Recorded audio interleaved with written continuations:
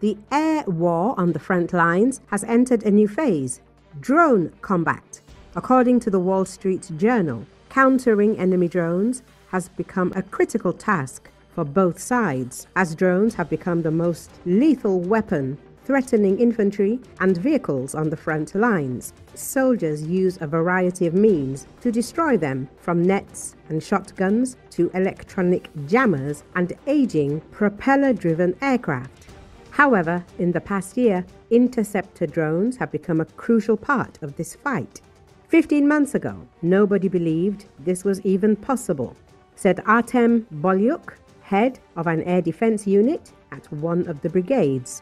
He noted that drones had never been used in this manner before, and engineers had to address technical issues such as range, drone recovery capabilities, and operator safety. Furthermore, pilots had to learn to find and engage targets within a very short time frame.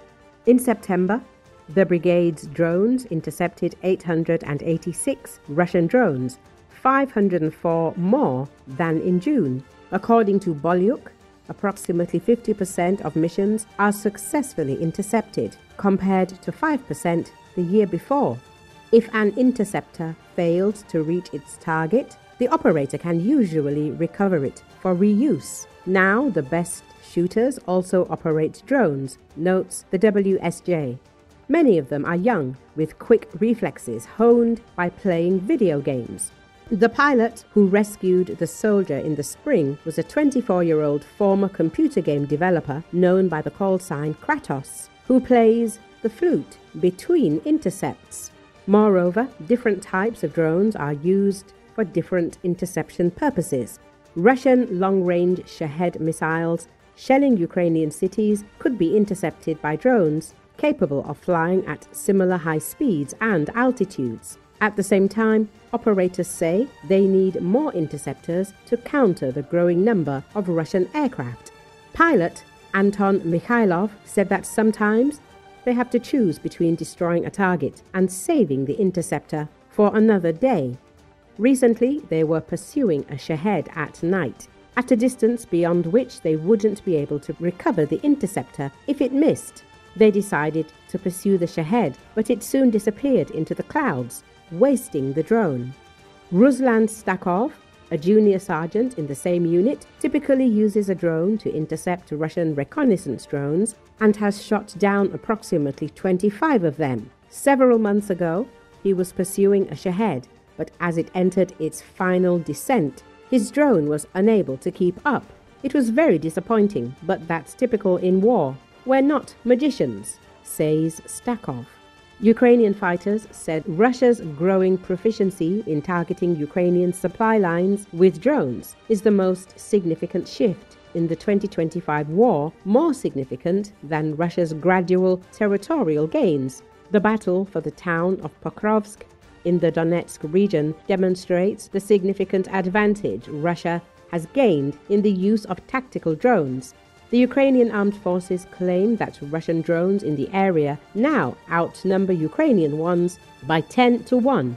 However, what worries many Ukrainian soldiers most is how Russian long-range drones can target their supply lines in Pokrovsk from up to 64 kilometers away, the WSJ notes.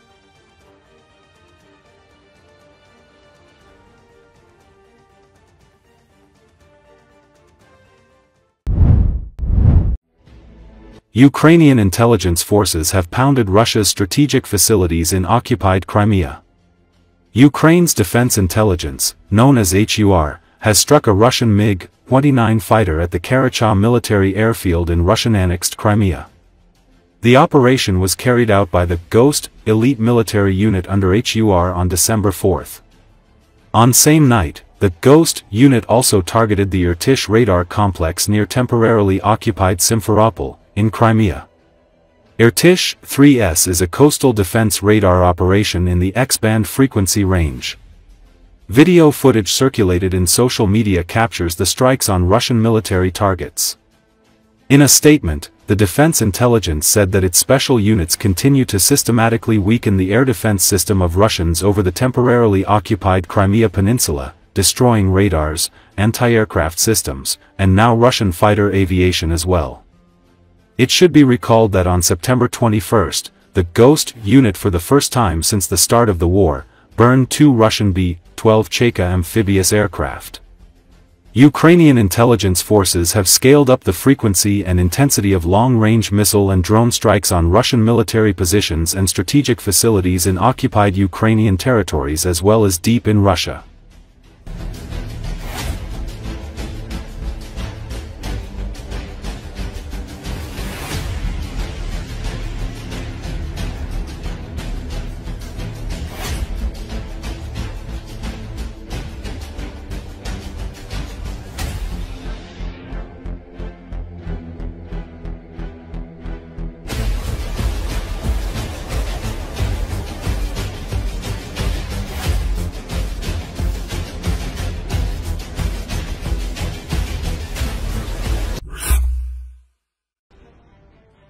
Russia has recorded a sharp increase in the registration of missing servicemen in Ukraine as those AWOL and deserters.